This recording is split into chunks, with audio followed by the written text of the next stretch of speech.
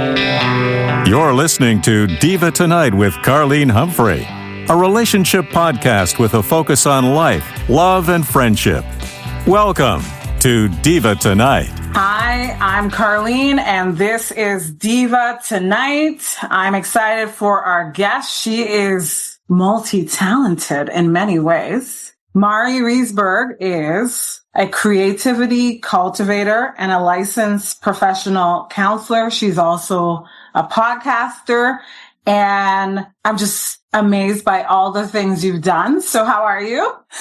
Well, thank you for that introduction. I'm well. You're catching me at the end of my day. So I'm excited to talk about creativity and shake off the therapist hat for a bit and dig into some fun. And yeah, I'm good. How are you? I am tired, but I'm good too. You know what I mean? How to say, I'm like you, it's the end of the day. I had a work day and then get home and try to decompress a little bit, but life is happening, right? And so the one thing I guess I want to start with is your career as a kid, starting off as in the, how do I say this? Okay. So the creative side of you is started off at 3 years old. So tell me about that, because I think it's a very interesting story. Yeah, it's very non-traditional in the sense of the world.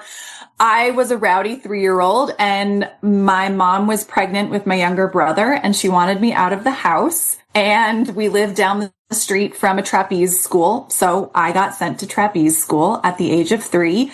And that started my performing career. And I did my first professional show at 3 in a physical theater troupe with trapeze and juggling and unicycles and clowns. And I never looked back. And that kind of became the world for me. Performing was my life for a very, very long time. And still now I get back on stage every once in a while when I feel the bug bite me that I want to sing and dance and act. But yeah, I was a trapeze artist in kind of more aerial dance. So not necessarily Ringling Brothers circus flying trapeze, but more Cirque du Soleil style. The trapeze can be 2 feet off the floor, 20 feet off the floor. We weren't using a net, but it was an incredible way to start my performing life. And then that transitioned into more formal performing, musical theater, acting and plays up into high school and college. Yeah. I think the one thing that people don't know is how much that stuff costs. As a dancer, I danced and I lucked out that I got free dance lessons. I only had to pay for the recitals. So as a trapeze, learning to trapeze, is that something that's anyone can do? This is a great question. I mean, we're talking the 80s, so things were a little cheaper back then. We had different inflation, but we're talking 1984, 1985. My gosh, you're bringing me back. Ooh, I like it. Yeah. So that's when I was 3 and 4. And so that, the cost of it was definitely an expense, but I think living in Portland, Oregon, it was a pretty supportive community. I don't know that it was a pay what you can, but it was definitely affordable because there were a lot of different families from different economic backgrounds participating in trapeze school. So it was more of I want to say a little more grassroots physical theater, trapeze. We did a lot I was in their children's performing troupe as well. And I remember doing a lot of performances on concrete in the sidewalk for the street fairs, or, there was a lot of that as well as performing at the theater. So, yeah. I don't know if your mom's still with you, but I feel do you think her doing that has somehow liberated you in a way? When you have that kind of, obviously there's a reason behind her sending you to, trapeze school, but it's kind of as we look back, it's kind of the thing you see in a movie. I asked you 2 things at once, but let me just say this, in the movies, it's all about I'm going to run away to the circus and I'm going to You know what I mean? It's the whole Hollywood idea, but like you've turned it into a career for an extent of your life. So yeah, I think my parents saw my love of being the center of attention and decided to cultivate that, or at least give me an outlet for it. I was constantly putting on performances and shows at home, and they thought, well, let's channel this into something else so that other people can enjoy it as well. We don't need to be the only ones. And so I think that's part of kind of exploring that. But it was also like within walking distance from the house that I grew up in. And so it was the most convenient thing to where we lived, that one of them could walk me there and walk me home. And it didn't, take a lot of extra time away from the things that they were doing in their life. Mm-hmm. And it gave me the opportunity to really, practice and try things. And it was such an incredible playground to learn how to run the world of theater, from being on stage, backstage.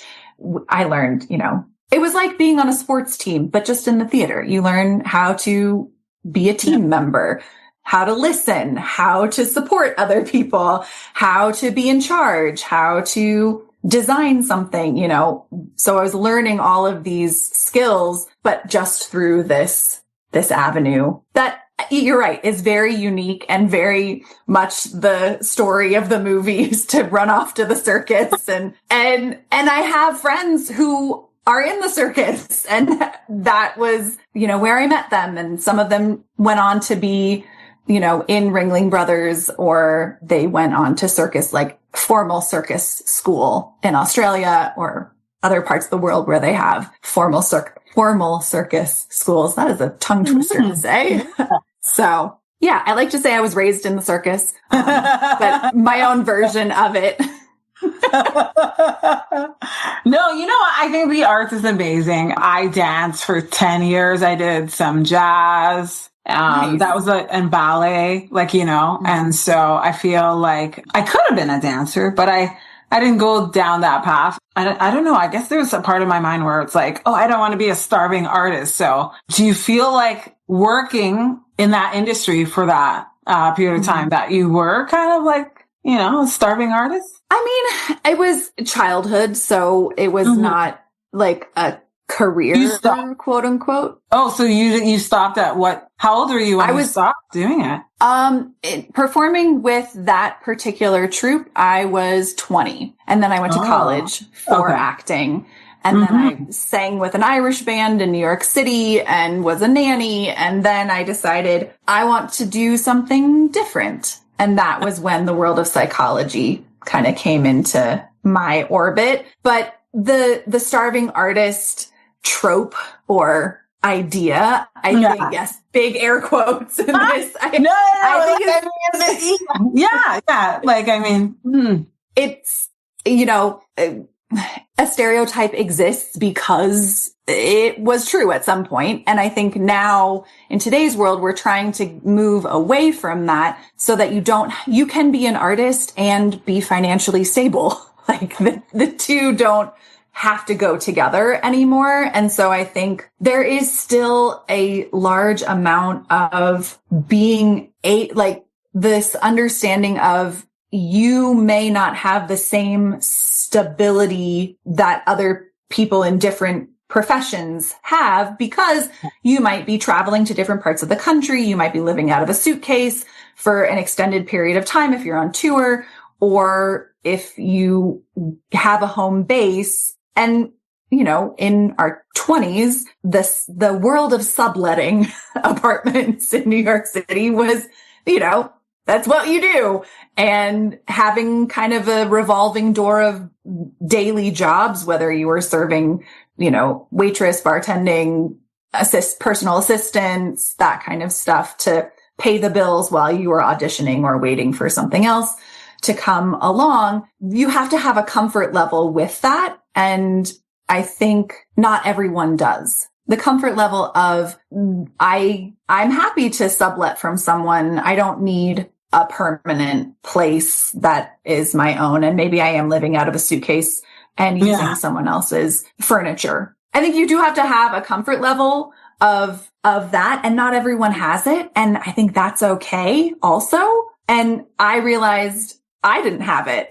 That was not something that was really ingrained in me. I liked having a little more stability, something that was my own, that I could paint the walls if I wanted to, or I could do something different. And I wanted something a little more consistent. And so there was also this part of like, I liked other things. There were other things that really interested me. And I don't know if you've ever seen Sister Act 2 with Whoopi Goldberg. And she says to Lauryn Hill, her little speech about wanting to be in the Ice Capades. But like, if you can think of if you wake up in the morning and all you want to do is act, then you're meant to be an actor. But if you want to do other things, that's okay too. It's allowed. You're allowed to dream big and do things and try something and have it not work. And I had other dreams also. So that's where the world of psychology stepped in, but still in the world of creativity, because my master's is in dance movement therapy.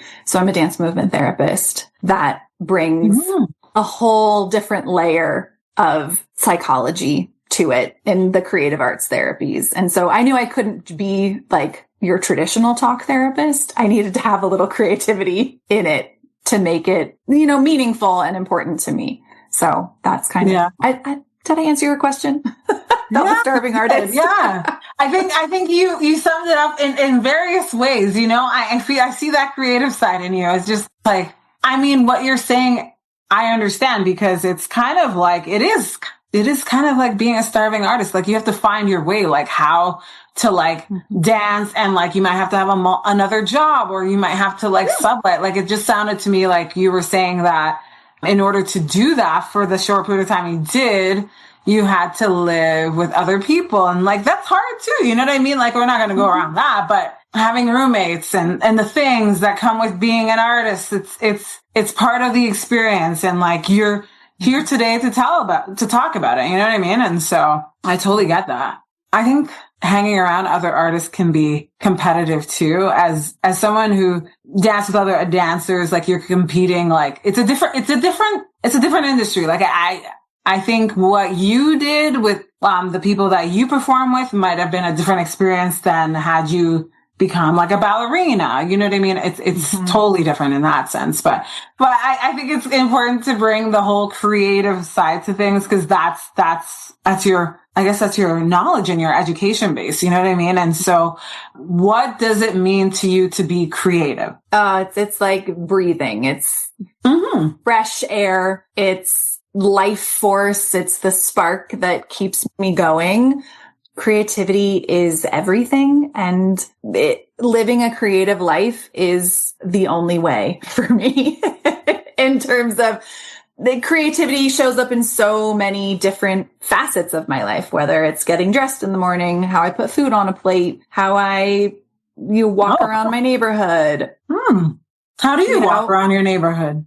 Sometimes I decide to go on a color walk. So I pick a color before I leave my house, and then I try and find as many items in that color on my walk. Ooh. Or I'll do like a rainbow walk and take pictures of all the red, yellow, orange, green, blue, indigo, violet pieces that I find on my walk. Sometimes I'll give myself like, I'm going to go on 100-step walk and see where I end up. And so I count 100 steps and notice where I am. I might take a picture of something, or I might say like, oh, this is interesting. If it's, if it's not sunny and it's raining, I might still go for a walk, but I'm going to put on my rain boots and my raincoat. I'm going to go jump in puddles and, explore things in that way. In terms of like food, sometimes I get out my cookie cutters and like cut a slice of bread with a cookie cutter and toast it, and just give myself the freedom to play with it. And sometimes it's opening the fridge and seeing, okay, what do I have? What do I feel like? What sounds good? And let me put that together. And maybe it's breakfast for dinner. Maybe it's leftovers. Maybe it's like popping something in the microwave, and all of it is allowed. None of it is bad. and, getting dressed in the morning. How do I want to feel? Do I want to do I have a secret? Do I put on something that's a little sexy and a little risque that no one is going to see, but I know I have on? And how do I show up in my life wearing that? Or do I want to feel strong or comfortable or powerful or whatever it is? And is it an accessory? Do I wear a pair of glasses or earrings or a necklace or rings or a hat or a scarf or, tapping into the creative spark? So I feel like creativity to me informs every aspect of my life. And it means there is this untapped freedom that I get to explore each and every day. Diva Tonight, glamour for your ears. Wow. I think I'm going to go on a color walk. Mind you, I think like when you practice mindfulness, I remember going to we went on what do you call that walk? I forgot the name of the walk, but it's a silent walk. And you're seeing everyone who's in there, but you don't get to talk to them. Mm-hmm. And that for me is a chatty Cathy is so hard. But when you talk about colors, that's interesting because I think someone said to me, I was at this, I think it was a workshop and they were like, if you notice certain things that are blue, and it was so different because the next day I started noticing everything that was blue that I hadn't noticed before. So for women in the 40s, like myself and some of the listeners, how can you add creativity to your life to help you in stressful situations, I guess? Great. Yeah. Yes. I am a woman in my 40s as well. So yeah, you said, yeah, 80s. Yeah. Yeah. You did. Yes. You did, yeah. So, this piece of women in their 40s today are navigating so many different things. Some of us are, have kids in their 20s. Some of us have babies. Some of us have no kids. Some of us have careers. Some of us are retiring early, so I think no matter what stage of being a woman in your 40s that you're in, you can still incorporate creativity, and it just might look very different. And so oftentimes thinking back of what are the things that really excited you in childhood play? There's so many different types of play. Were you a kid who lived in a fantasy world or created your own fantasy world? I was a kid who lived outside, talked to all the plants, created stories. There were fairies and gnomes and elves and things that I talked to in the garden. But you remember that? Oh yeah. That was this magical world that I lived in. And I was always putting on a performance or telling a story. So this fantasy play was such a huge part of my childhood play. And now in my life today, I love listening to audiobooks. I love stories. I love reading, but I also love watching movies, and I love, being a part of the stories. And as a therapist, I listen to people's stories all day long. I love it. That's how it shows up in my life today. But there's also rough and tumble play. If you were someone who really loved wrestling, or you grew up with people, or you were really into sports, and that structure was the play, how does that get to show up in your life today? Do you sign up for a class? Do you play intramural sports in your 40s? Maybe it looks a little different, maybe it's pickleball, or maybe you're taking up tango dancing because that's a version that works with your current body and not maybe, whatever sport you were playing. But there's also, I think, finding ways to spark creativity or spark joy in your life can also be by taking yourself to an art gallery and just being inspired by other things that people put out in the world, scrolling on Instagram, or making a Pinterest board of places you want to visit, things you want to do. That can also be creative, because then we get to take that inspiration and turn it into our own version of it. Or have a picnic in bed. We all like to have bed days where we don't get out of bed. Turn it into a picnic. Lay a picnic blanket on your bed, bring your food in, set it up, have a little creative moment just for you. I think oftentimes we, as women in our 40s, forget that we are important and deserve to take time for ourselves. because there is a narrative in Western culture that we do a lot for other people. And so coming back to that, okay, what is this moment look like for me in terms of self-care? And self-care isn't necessarily a bubble bath. I mean, it can be, but it's refueling yourself so we get to show up again. It's Audre Lorde that's where self-care comes from. Her writing, that it was about kind of like refueling from a social justice perspective of being able to show back up. So if I'm not taking care of this being, I can't show back up for the rest of the work that is important as well. So get creative in how you take care of yourself. Yeah. Yeah. Wow. So you're in the 40s. So, I mean, speaking of the 40s, what was that like for you? Like, did you have some trials and tribulations? Like, I mean, as you reflect now, Yeah. I reflect a lot, Yes. I'm going to be 45 in August. And so I turned 40 baby post pandemic. So it was weird. It was bizarre. I have a summer birthday. My 40th birthday, where I live in Colorado, was like on fire. There were wildfires everywhere. People were still social distancing. So my 40th birthday, not great. It was a little rough. It was a little rough, but I, realized that, okay, I needed to make this something that was going to be meaningful and special for me. So I went to a sunflower farm and picked a bunch of sunflowers because it's my favorite flower. And a friend met me and she took a bunch of pictures of me and sunflowers. And that was, one piece of my 40th birthday. But turning 40, it was, I thought I would be in a very different place in my life than I was. I was newly single. I was, post-pandemic. It was a weird time. And that, I think I had thought by the time I was 40, I would be married, have kids. None of that was true. And so how that has kind of changed as I've entered middle 40s or headed there.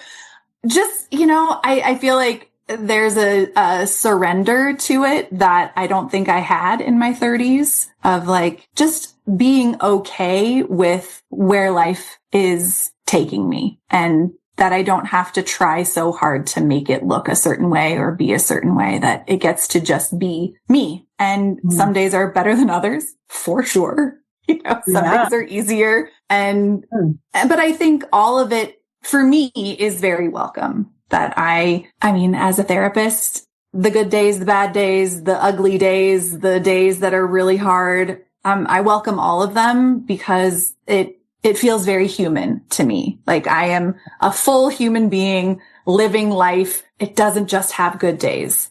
And I get to be okay with that. Some powerful words there. Yeah. I can relate. I don't know if I wanted to have kids. I've always been like, I've said this to other people, that I've always been a nonconformist, but I think I did want to be with someone like either married or not. But like you, I think that's when you're reflecting. Cause I had my 40th and like my friends were there and my sisters. And like, I think when you have a group of people, it's nice to have that. But like you said, it makes you think about like, oh, I didn't do the things that society expects me to do. And that makes you realize, you're like, okay, I'm going to accept like where I'm at now and how things turned out and be happy with it. And I'm glad you brought that up, because I think a lot of my guests are like married or have kids and that stuff, but like to hear someone else relate, like not to say I haven't had other people, but it's not been a lot. And so for you to say that makes me relate to you in that sense, because it's like, yeah, I didn't have kids. And like, I feel like I'm 42 and like now I'm thinking about it and now it might be a little too late. And so we're kind of like, maybe I'll adopt or like whatever happens, happens, right? I think the thing that we don't, women in our 40s, we don't really talk about, and it's not talked about but just the world of fertility and how it changes as post 35. But like the number of women in their 40s who are getting pregnant and having babies has increased by 400%.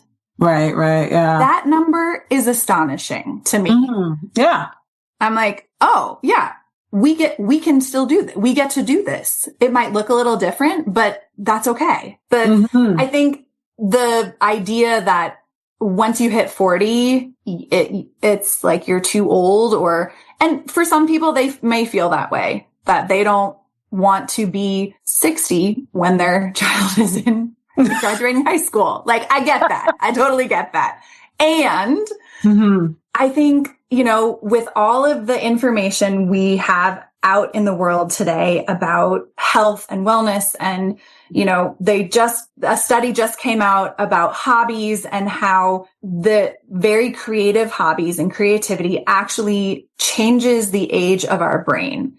And the participating in the tango dancing, they actually proved that it reduces the age of your brain by 7.5 years. Like, that is wild to think creativity can impact us. Like, we don't feel the same age as maybe our parents did at the same age. We don't feel the same at this age that our parents may have felt. And so we're living in a very different time right now to be able to say, yeah, I'm 42, I'm 44. I actually do want to have kids, and it's still possible. It is. Yeah. It's definitely a different time, of course, for that. Yeah, definitely. I don't know if I'm going to go down that road, but what? I think it's like you said, it's kind of like technology has changed things, medical, and like just overall career wise. I think like as women, we've changed like what we focus on. And so that's liberating. I think it's great when you see someone who, I'm like, wow, 47 and she has like a 2-year-old. Wow. You know what I mean? And you know what I mean? No, I think it's great. Like you said, like, I think at this point, it's like you're more comfortable than maybe you were in your 30s, and maybe financially everything just comes together. Right. And so that is very true. Definitely. Yeah. You've opened a different side of the conversation there with that. So, oh my gosh. So, I mean, so as you're a little bit older but would you have?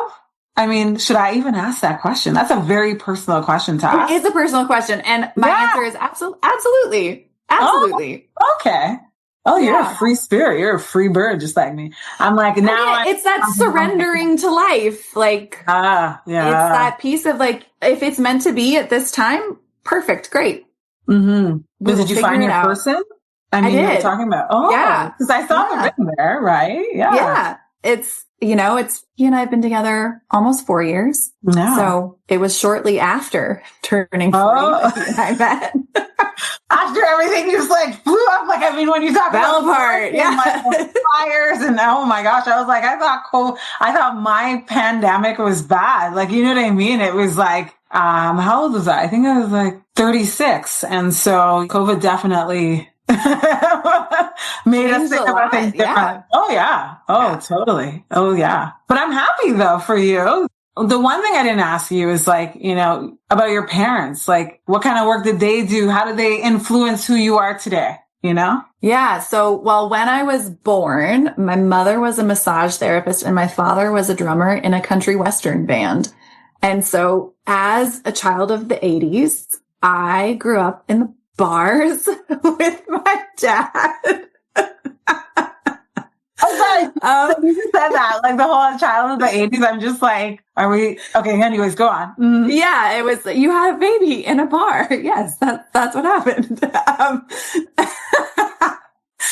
And then my dad went back to school and he became a music teacher, and my mom was a stay-at-home mom, and then she worked at the school where my brother and I went. And so she, worked while we were in school and then was home with us. And then let's see, later on, my parents did get divorced. And then my mom and stepdad bought and ran a restaurant for years. And my dad, he actually went to grad school for therapy at the same time I did. So he is now a therapist as well. So wow, very different journeys, but I think some of my like freedom in choice of career and was very influenced by their willingness to try new things and say, oh yeah, this is what I want to do now. And at some point it might be different, and that's allowed and that's okay. And I'm going to go back to school, or I'm going to try something else, or I'm going to start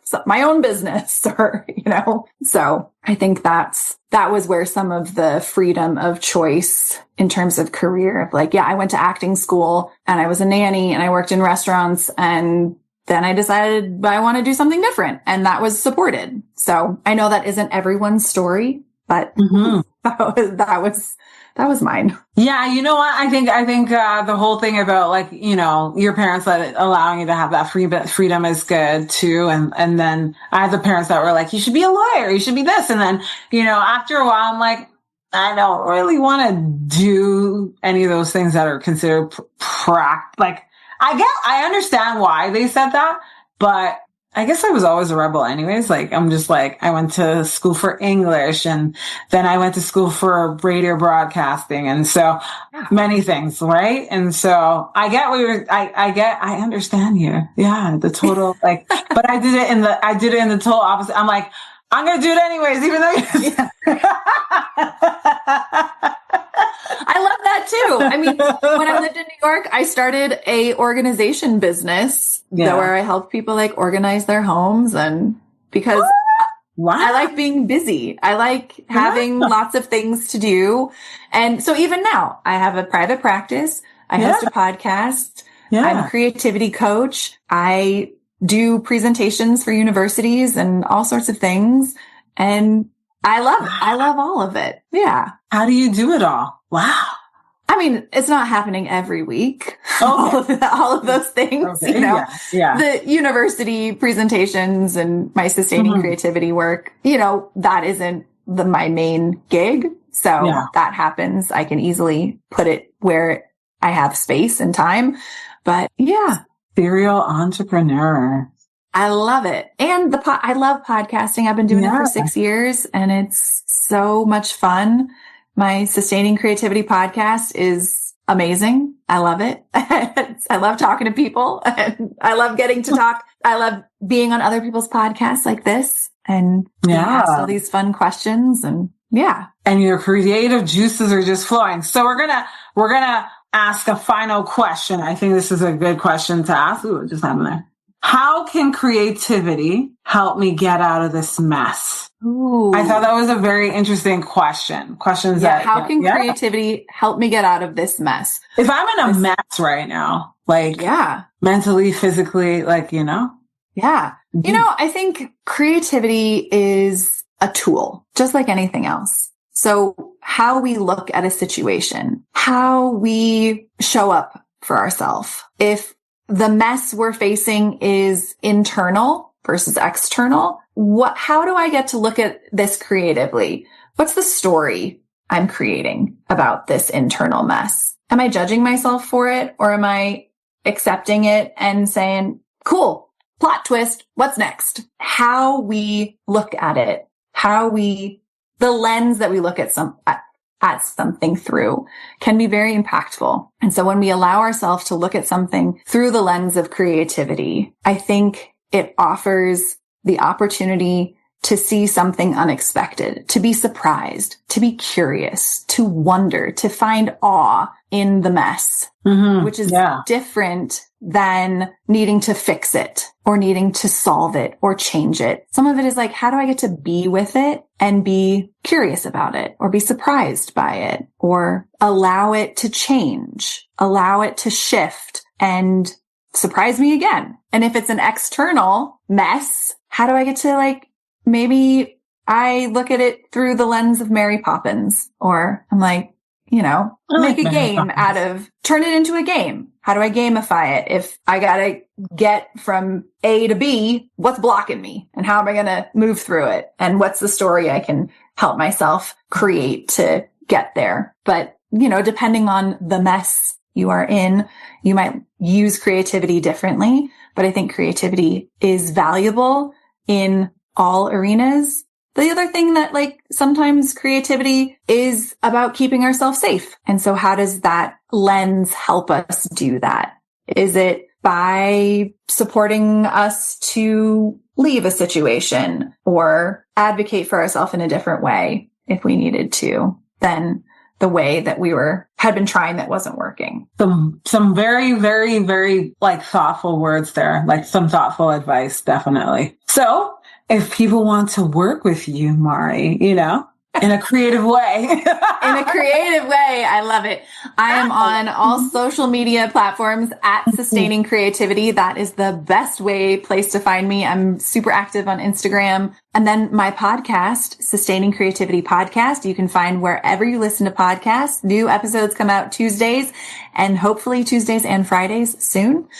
There's over 300 episodes you can go back and listen to. I interview people from around the world on creativity, and it's a great time. I have learned so much, and I know you will too when you listen to whatever episode you tune into. So, yep, Sustaining Creativity is where you can find me the easiest. And yeah, shoot me a message, like a post, comment. I will respond because it's only me. Doing the things. Wow. That's amazing. Yeah. I think I have one more thing to ask. I started asking this and what is the legacy that you want to leave behind? That creativity is for everyone and your life can change with creativity. Somebody thought about those things. Wow. I like it. I like it. Say it again. Creativity is for everyone, and your life can change with creativity. I love it. That's amazing. So I want to thank you, Mari, for being on the show. I'm Carlene, and this is Diva Tonight with Mari Riesberg. And if you want to listen to her show, it's Sustaining Creativity, and maybe you'll learn a few things. Thanks for listening to Diva Tonight. Follow us on Instagram at Diva on the Radio. That's Diva with 2 I's. And don't forget to follow us on TikTok at Diva on the Radio for more clips and conversations you'll love. Want to share your thoughts or send us a message? Text us anytime at divatonight.buzzsprout.com. Until next time, stay fabulous.